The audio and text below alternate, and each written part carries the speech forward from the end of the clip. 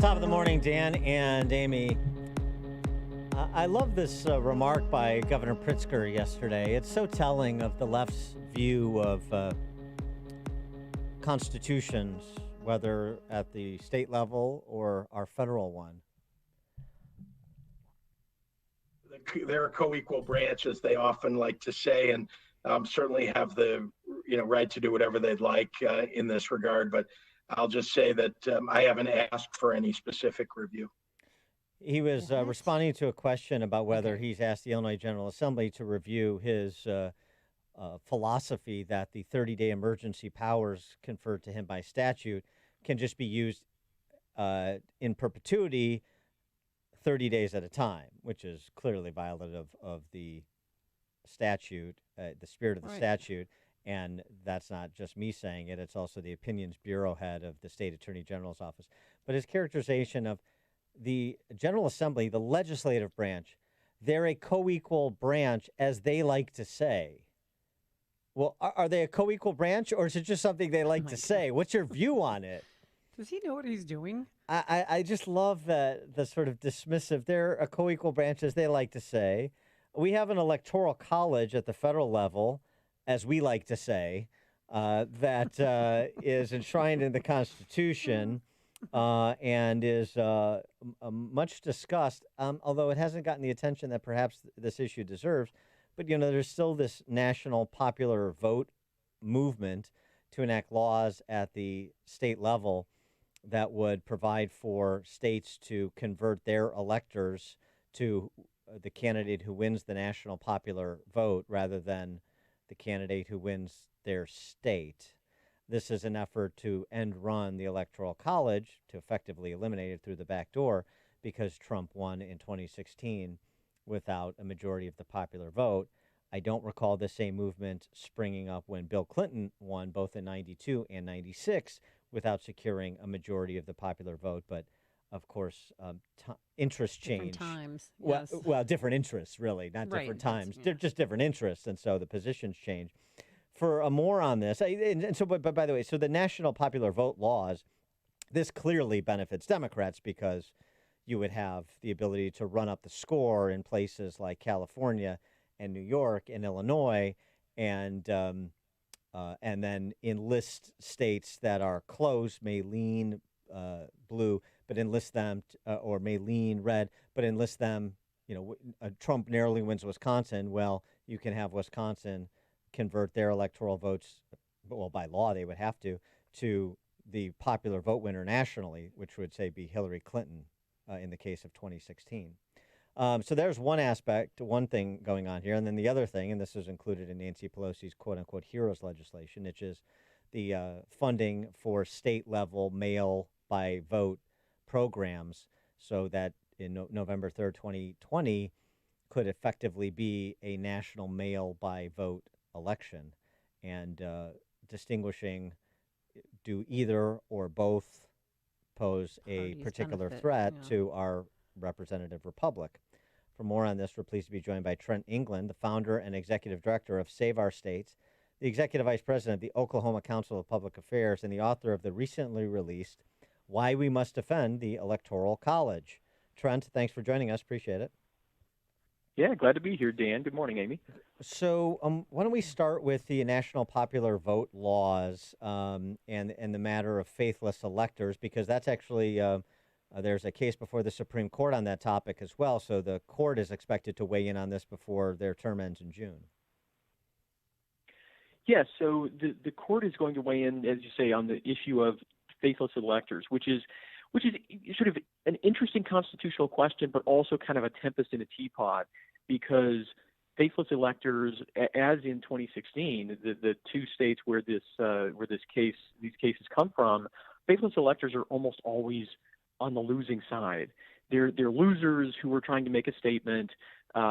These were Hillary Clinton electors in Washington State and Colorado. They wanted to make a political statement. They claimed that they were trying to convince other electors to vote against Donald Trump, but that didn't work and didn't really have a chance to work. So the court is going to decide whether states can have these laws that either punish or in Colorado's case, remove and replace presidential electors who don't vote the way they're expected to vote.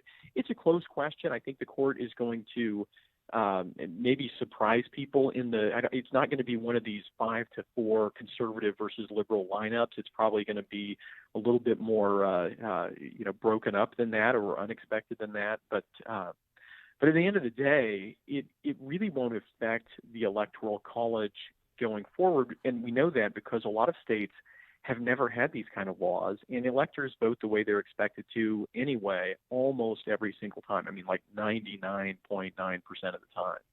Yeah, and didn't the first judge to hear the case in Colorado call it a political stunt?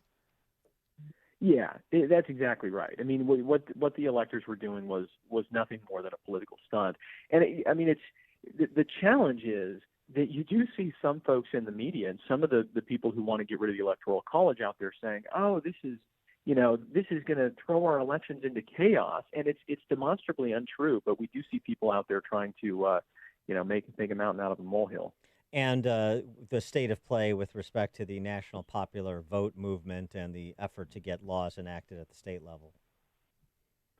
Yeah, so I mean, this is the big threat to the Electoral College, really to the integrity of our elections, because if we hijack the Electoral College with this national popular vote interstate compact, if enough states pass this, that they control an Electoral College majority, which is what would put the national popular vote compact into effect, then it would shift our elections, as you said, in a way where big cities would have this tremendous power.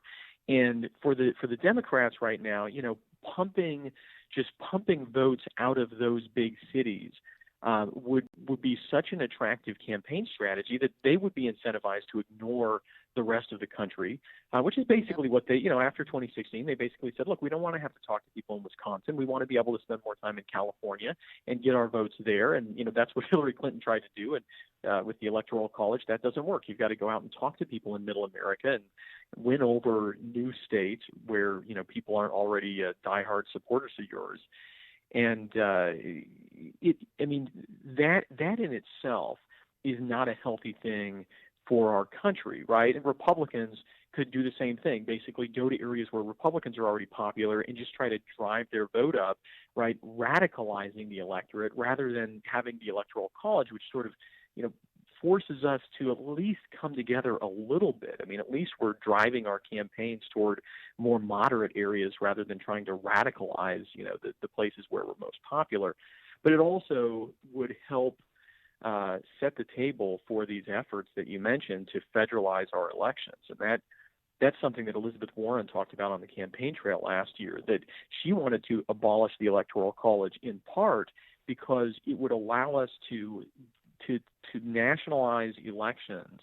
And she wants to do that for the same reason Nancy Pelosi wants to do that. They want to make it illegal for states to have voter ID requirements. They want to force vote by mail, force universal voter registration on every state in the country, which, a lot of us think that many of those practices are big steps backward, undoing the progress that we've made toward a private, secret ballot and relatively secure elections. And it's not like they haven't made a substantial effort to get these laws enacted. I know they're trying to get to the magic number of 270, the number of electors you need to be president of the United States at the state level, state by state. And I think, according to your piece, 196 electors is where they're at. 15 states representing 196 electors. Of course, they need the 270 to get all the states to buy in to know that they'd have control. So, I mean, it's not an insubstantial threat that's afoot. No, that's absolutely right. They are almost 75% of the way there.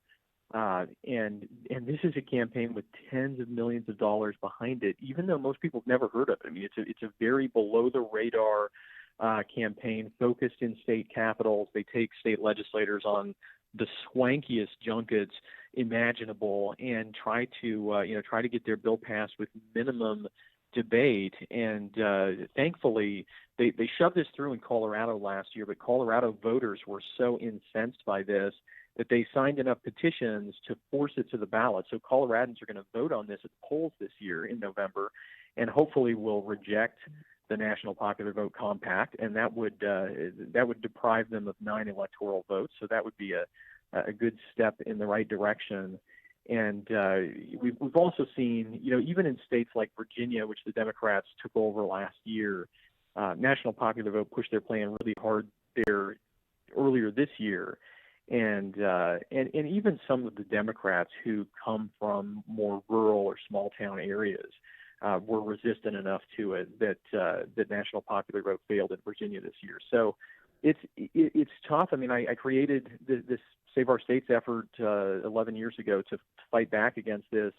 It's been a lot harder after 2016 because the Democrats have made this a big issue. But it's a fight. We're giving them a fight, and I think that if Coloradans in particular vote against this, the first time it's ever actually gone to a popular vote, ironically, I think that will really help to show the political class that ordinary people still appreciate a state-based system, and still there's still a lot of Americans who care about the Constitution.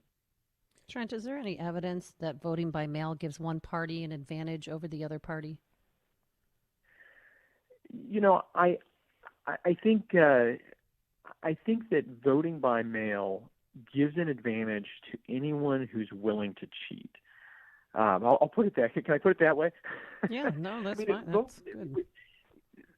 My friend Hans von Spagowski at the Heritage Foundation has created this amazing database with, I think it has 12 or 1,300 incidents of confirmed voter fraud. These are things that led to a conviction or a plea bargain or a finding by a court.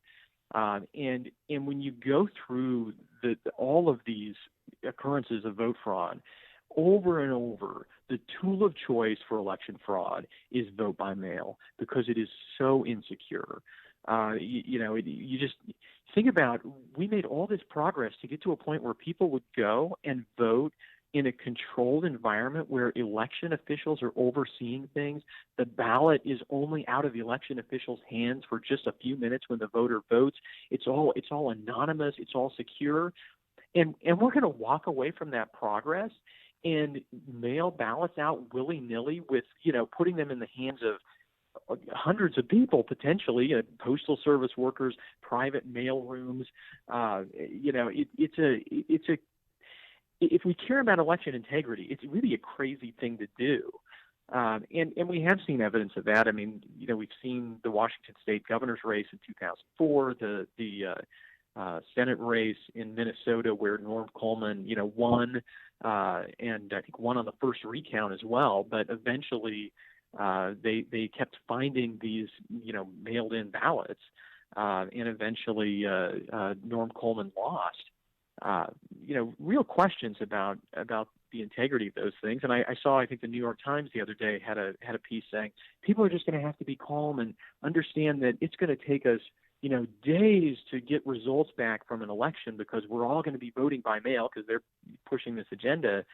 And, that in itself is really insecure and disquieting to people when in any close election, folks know how many votes they need to quote unquote find in order to win. I think it's a huge mistake to rush into voting by mail and to try to make it universal. Yeah, it's interesting because 538 blog had a write-up on this, finding that since states have expanded their use of mail-in ballots over the last decade, including 5 states that conduct all mail-in elections by default, both parties have enjoyed a small but actual equal increase in turnout.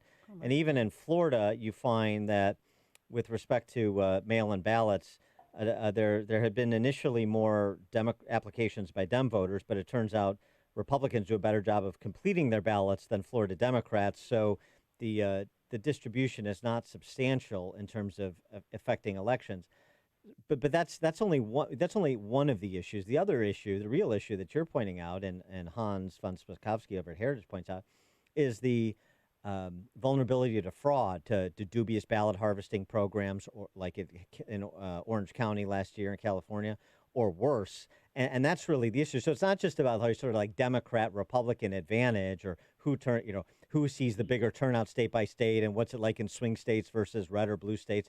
It's the idea that you could have one person or one group of people impact the outcome in a particular state that could impact the outcome in, say, a presidential race. Yeah, absolutely. I mean, there are so many ways to manipulate an election when it's vote by mail that just aren't, they just don't exist in an election when people go to the polls. And you see it especially in some of these, in like city elections, elections where there's a smaller number of ballots, and people may have more knowledge or more ability to